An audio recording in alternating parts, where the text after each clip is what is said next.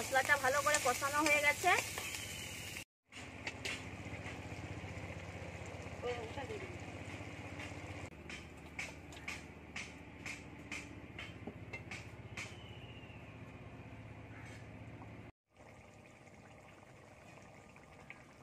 তরকারিটা হয়ে গেছে, গরম মশলা দিয়ে নামিয়ে নেব।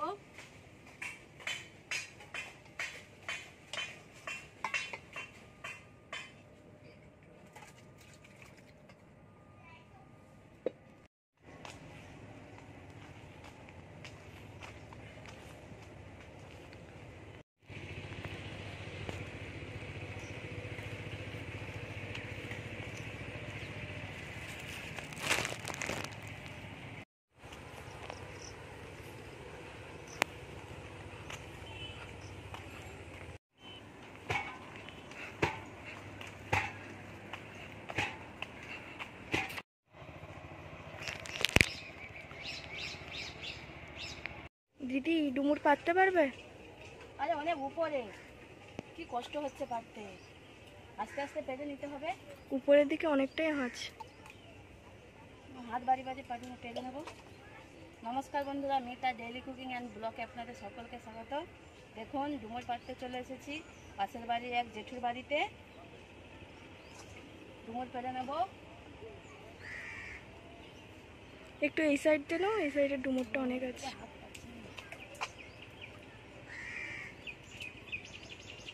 আমাদের গ্রামে হাতের কাছে সব সবজিই পাওয়া যায়।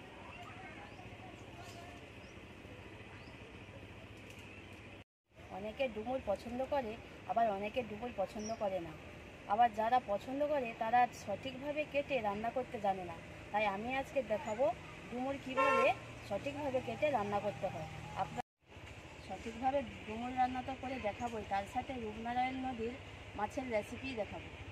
আপনারা স্কিপ না করে পুরো ভিডিওটা দেখতে থাকুন, ভালো লাগবে। দিদি ডুমুর পাড়া হয়ে গেছে? হয়ে গেছে, আর পারবো না। খুব অনেক কষ্টে এক ঝুড়ি ডুমুর পেরেছি। এবার বাড়ি যাবো, চলো চলো।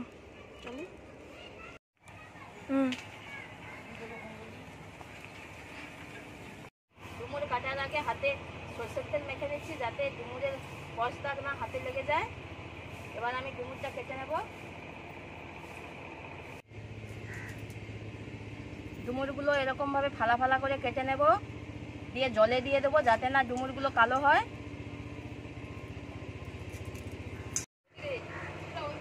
এই ডুমুরের সাইজগুলো ছোট বলে আমি 2 ফালা করে দিচ্ছি। যদি বড় বড় ডুমুর হয় তাহলে আপনারা 4 ফালা করে নেবেন, তাহলে সেদ্ধ হতে ভালো হবে। ডুমুরগুলো কাটা হয়ে গেছে, এবার আলুটা কেটে নেব।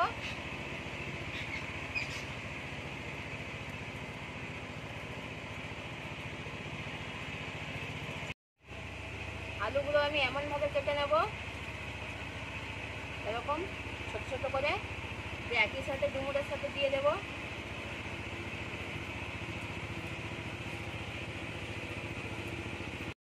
ডুমুর আলু ভালো করে ধুয়ে নিয়ে চলে এসেছি, এবার সেদ্ধ করে নেব। কড়াইয়ে দিয়ে দেবো জল,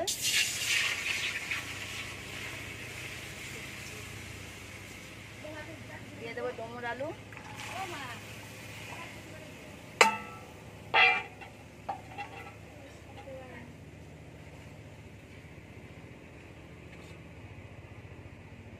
দিয়ে দেবো লবণ, হলুদ গুঁড়ো,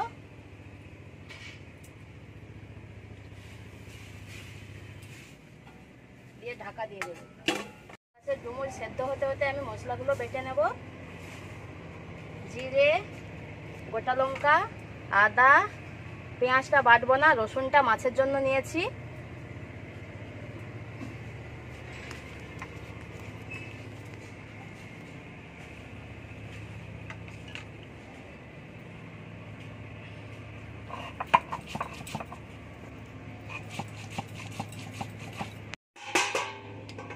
ডুমুরটা সেদ্ধ হয়ে গেছে, ঢেলে নেব। আমি ডুমুরটা চিংড়ি মাছ দিয়ে করব, তাই চিংড়ি মাছটা ভেজে নেব।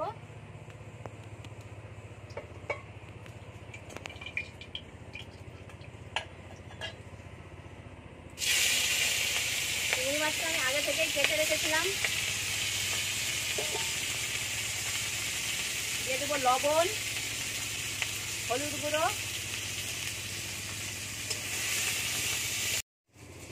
চিংড়ি মাছটা ভাজা হয়ে গেছে, তুলে নেব।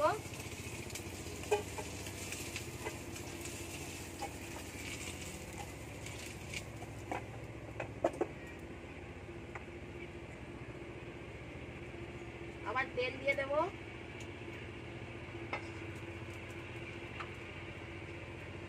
ফোড়নের জন্য দিয়ে দেবো তেজপাতা,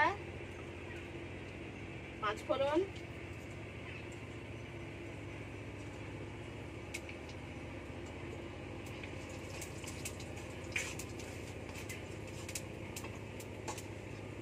দিয়ে দেবো পেঁয়াজ কুচি,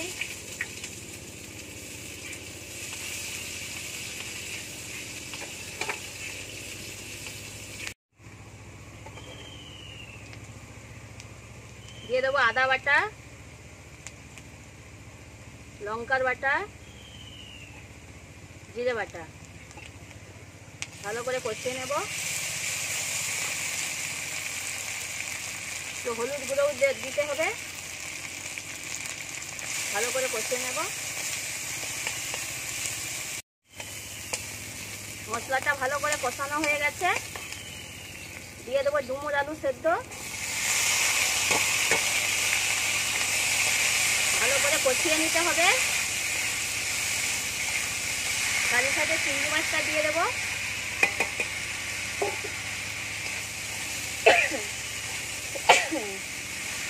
দিয়ে দেবো পরিমাণ মতো লবণ, কেন সেদ্ধ করার সময় লবণ দিয়েছিলাম, তাই পরিমাণ মতোই দিতে হবে।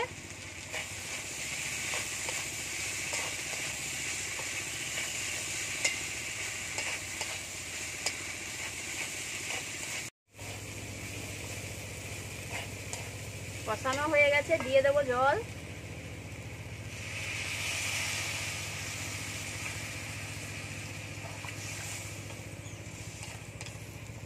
আর একটু দিতে হবে।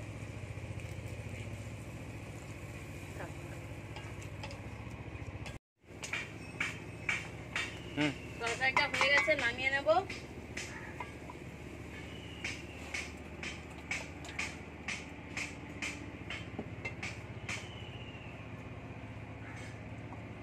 এবার মাছের রেসিপিটা করে নেব। তার জন্য মাছটা আগে নুন হলুদ দিয়ে মাখিয়ে নেব।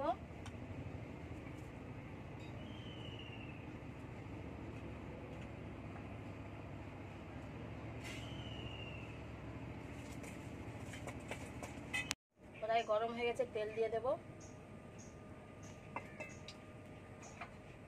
মাছটা আবার ভেজে নেব।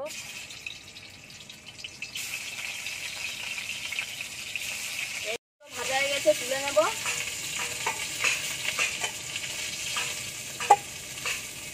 এই মাছটার নাম শিমুল কাঁটা, আমরা শিমুল কাঁটাই বলি।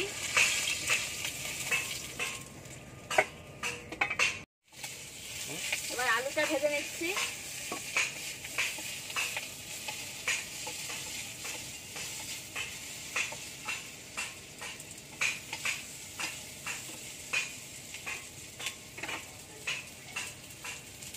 আলুটাও ভাজা হয়ে গেছে, তুলে নেব।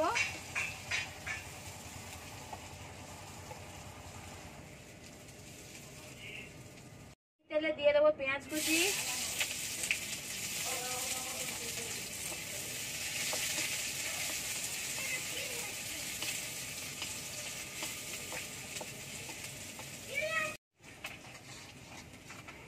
পেঁয়াজ ভাজা হয়ে গেছে, দিয়ে দেবো রসুন বাটা, আদা বাটা,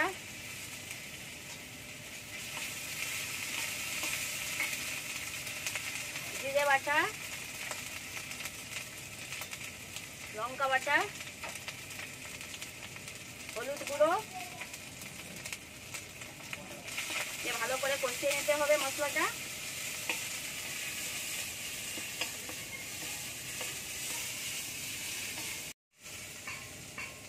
দিয়ে দেবো আলু,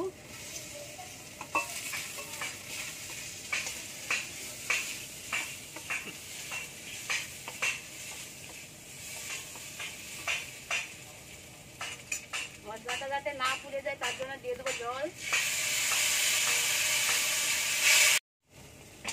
ভালো করে কষিয়ে নেব।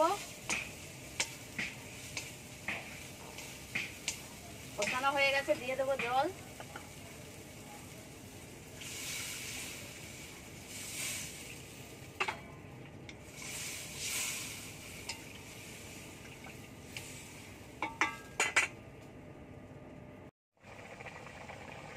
পরিমাণ মতো লবণ দিয়ে দেবো, দিয়ে দেবো মাছ,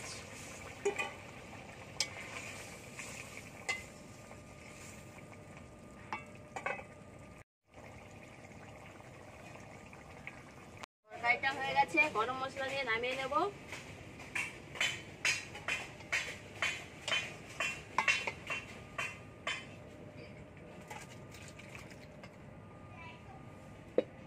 রান্না হয়ে গেছে, আজকের একা খেতে বসে পড়েছি। প্রথমে ডুমুরটা দিয়ে খাবো।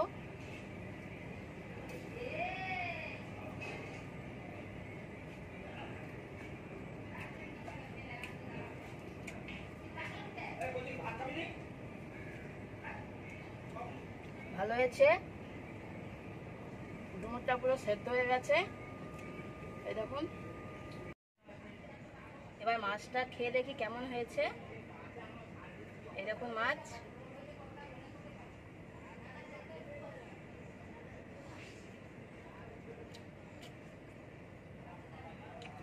মাছটাও খুব সুন্দর হয়েছে।